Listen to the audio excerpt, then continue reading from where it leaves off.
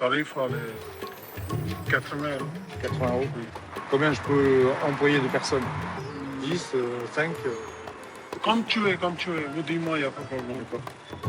À entendre cet homme, il semble très facile de recruter des manutentionnaires payés en liquide. Nous continuons à arpenter les passages et les ruelles qui commencent à s'éveiller. Bonjour. Je voulais savoir combien ça coûte pour une journée pour vous faire travailler. Et la journée, c'est 80 euros, 10 euros dans le... 90 euros. 90 euros. Oui. D'accord, chacun du coup. Non, en chacun 90 euros. Oui, c'est ça. Oui, la journée. D'accord.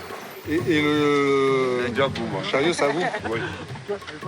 D'accord. Donc vous venez avec 90 euros avec le chariot? Oui, pas de problème. Oui, oui. Tout ça? Oui. D'accord.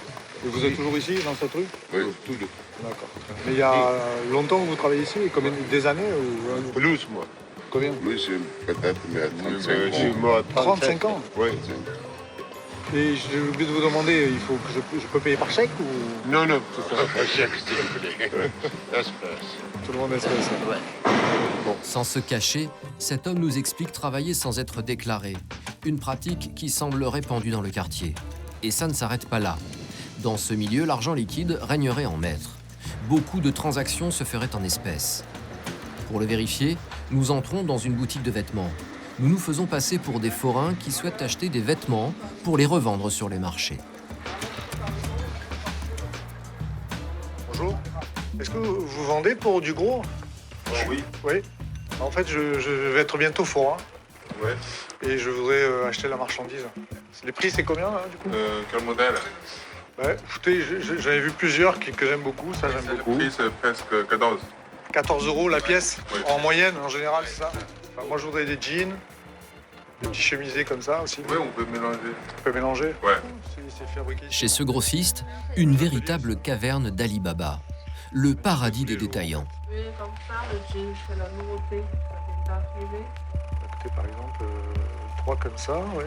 Testez, ouais. Au fur et à mesure, les vendeurs notent nos achats, mais ne préparent pas de facture. Ils nous proposent même très vite une ristourne en échange d'un paiement en espèces. Marché, vous payez espèce, vous pouvez pas trop cher à bâtonner. Espèce, vous me faites un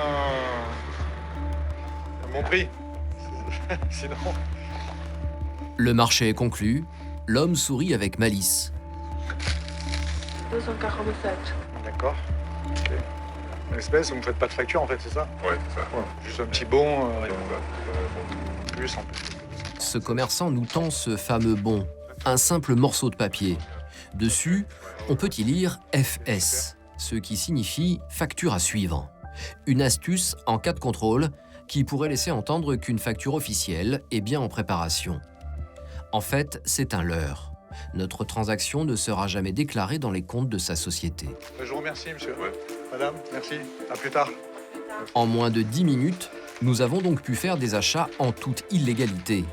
Une fraude fiscale facile à mettre en place qui concernerait des milliers de commerçants à travers la France. Mais gare au retour de bâton. Car la loi est la loi et les peines encourues sont de plus en plus lourdes. Un commerçant qui ne déclare pas ses marchandises vendues risque jusqu'à 3 ans d'emprisonnement et 45 000 € d'amende. Ces commerçants véreux qui font fi de toute législation, l'URSSAF les connaît bien. Chaque année, ces inspecteurs épinglent en moyenne près de 15 000 commerçants. Mais on oublie souvent que quand les patrons fraudent, ce sont les employés qui trinquent.